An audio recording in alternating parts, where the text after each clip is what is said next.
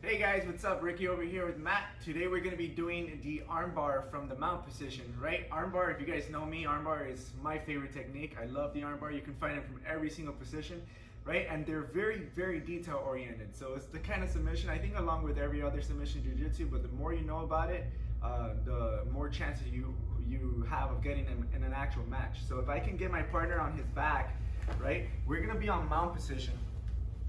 And in mount position, as the person who's attacking, I'm always, depending of course on what I'm trying to do, but a lot of times I'm trying to climb higher onto the mount. And what I mean by higher is I'm trying to get closer up here, where I can start to isolate his limbs pretty much. And that way he has no frame. So if you notice right now I'm in something called S mount, right? He doesn't have his elbows, he doesn't have his hands, right? So it's very hard for him to keep me downward, right?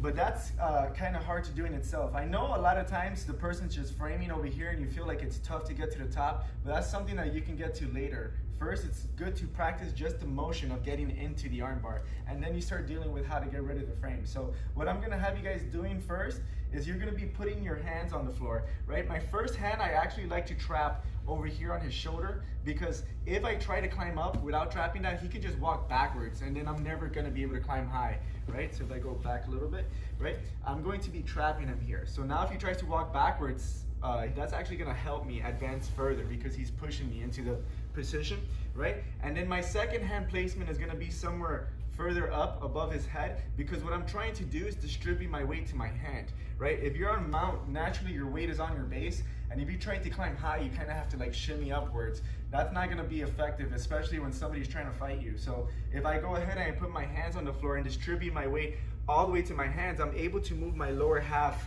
in one motion so that I can go straight into position. So I would practice doing this if you have a partner or a friend that you can practice this with. I would put my hands on the floor and just practice this motion. Here, just one, here, one, right? And if you notice too, my knee is not staying on the floor here. A lot of times people try to keep their knee on the floor as they're sliding up. I'm actually gonna listen to my knee, and I'm just gonna open my knee like so. But I do wanna close any space that I'm creating, so my heel stays stuck to his hip. So again, try to practice this motion before you move on to the rest of the armbar. Here, your knee should be right above his head. Once we get to this part, I can just lift up his arm for now. Of course, it's not gonna be that easy in a real match, but we'll get to that later. And then I'm gonna be straightening my leg as I curl it inside, right? So once I'm here, this is called S mount because my legs are forming the letter S around his head, right? And one big important detail with armbar is that your weight should not be on your opponent, right?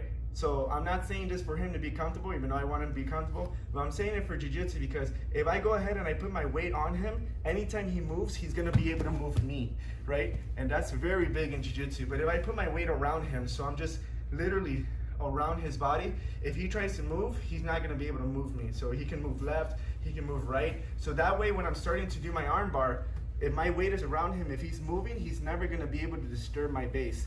Whereas a lot of times people, when they get here, they want to attack the armbar right away. So they put their weight on the person, they start to bring the leg around, but as he moves, they start to lose position. Or maybe as I'm going back for the armbar, he starts to turn towards me and you start to lose the arm. So I'm always trying to put my weight around him on the bases that I'm establishing, perfectly around him. So I go one, and curl in. I'm hooking with the side that's closer to his head because there's so much weight on this leg that I need to take it off. So I'm gonna put all my weight on my hand over here. Again, I'm not putting my weight on his chest, which looks kind of similar.